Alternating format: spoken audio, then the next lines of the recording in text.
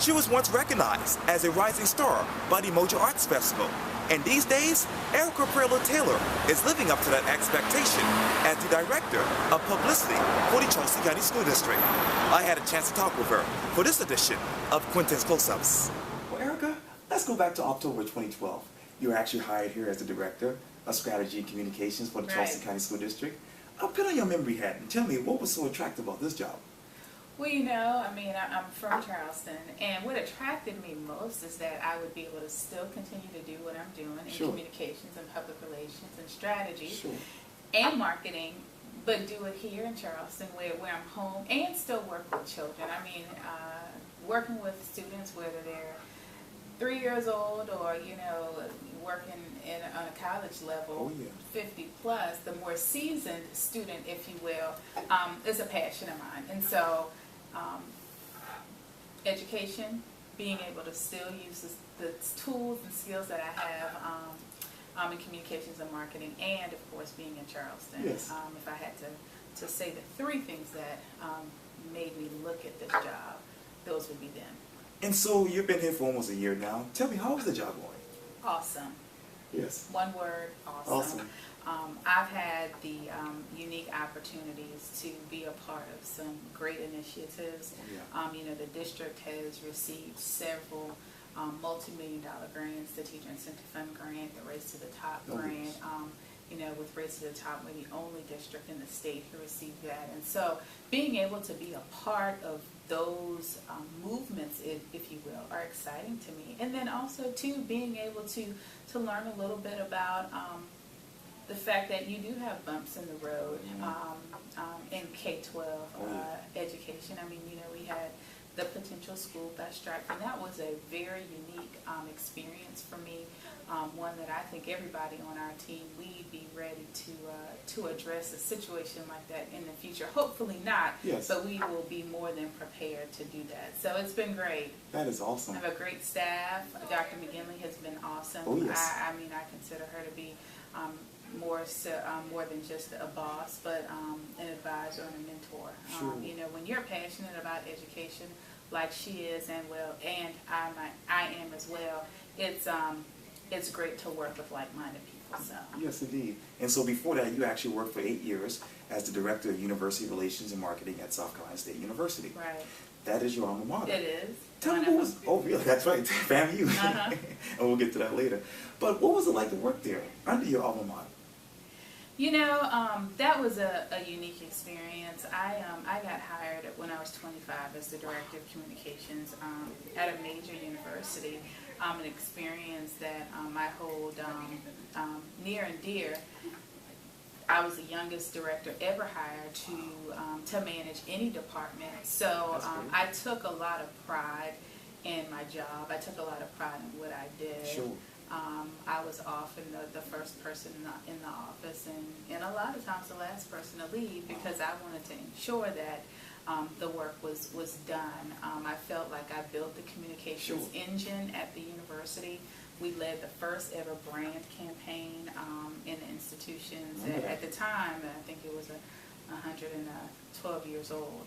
So it meant a lot to be able to be at the helm in direct communications. During that time, great things happened. The first debate of the 2008 election cycle occurred. So the first debate that our now President Barack Obama ever participated in was on the campus of South Carolina State University, and I had a hand in making that a reality. So for that, I'm proud. Yes. And we were talking about this on camera, off camera that is, because you don't like putting on makeup. But you were once a reporter and producer. I was. My master's is in broadcast journalism from Florida A&M University, and it was a great experience there. I also worked in TV. I worked for a CBS affiliate, WCTV, when I was there in Tallahassee, and in another news station, the Florida News Channel.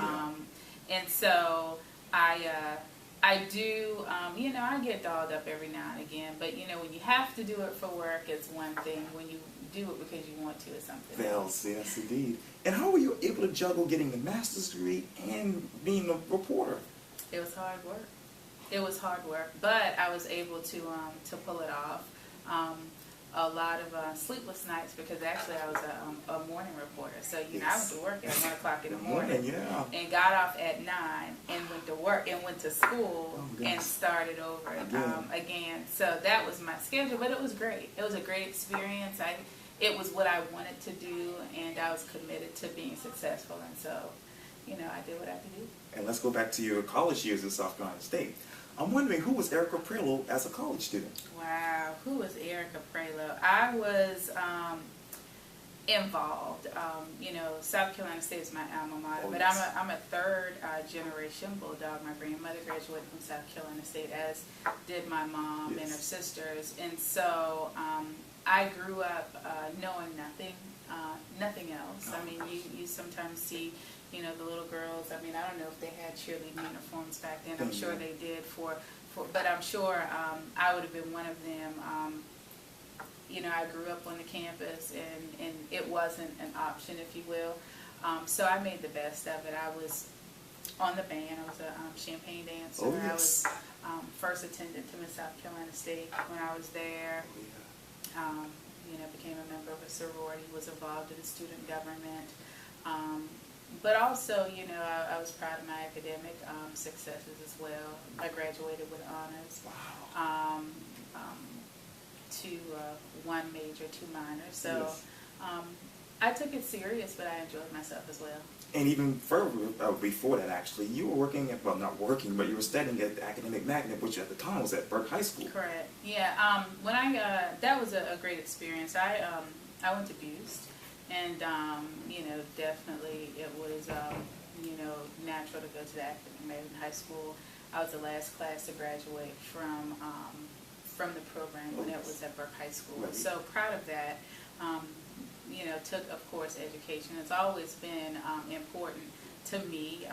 You know, I was raised by 2 educators. My mom still teaches in Charleston County School District. And so it wasn't an option. Homework for me wasn't an option. Studying wasn't an option. Right. Reading was not an option. And getting good grades was not an option. You know, so you know, I think I was a typical well-rounded student, but being successful was also important and instilled in me. And let's go back to 2000, when the MOJA Arts Festival actually awarded you the Rising Star Award. How awesome was that? It was great. And I still am very involved in community service opportunities and community service projects in the city. Sure.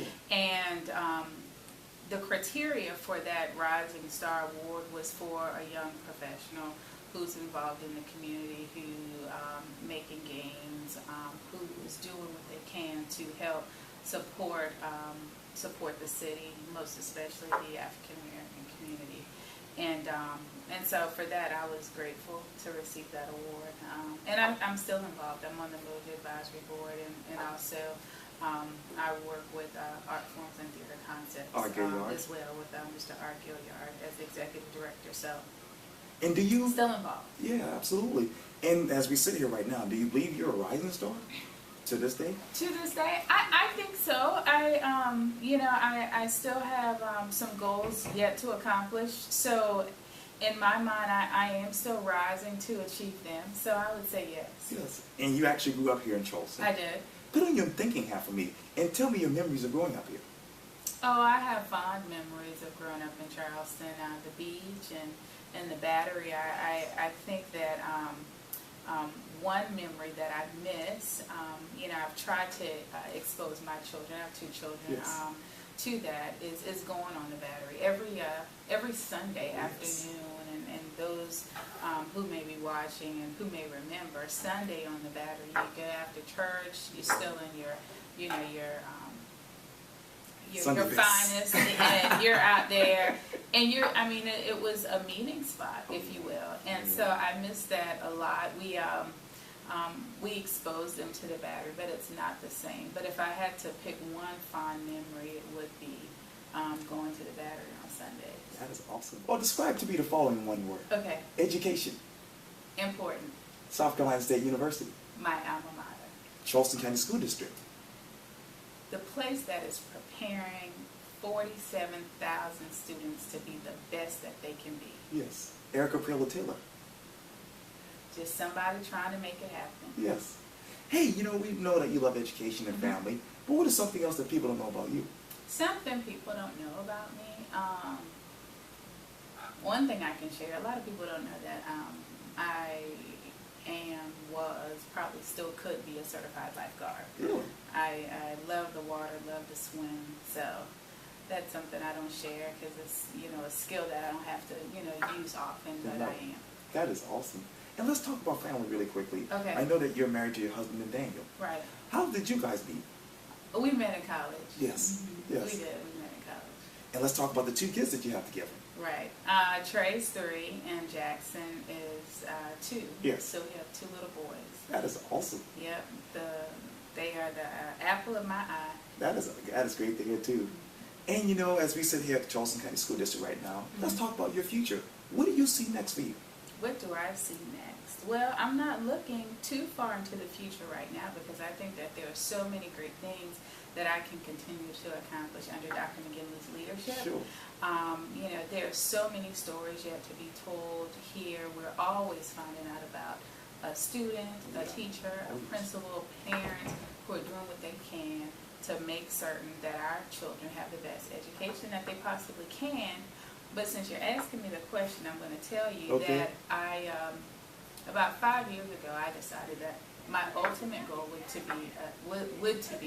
be to become a college president. That's going to be awesome.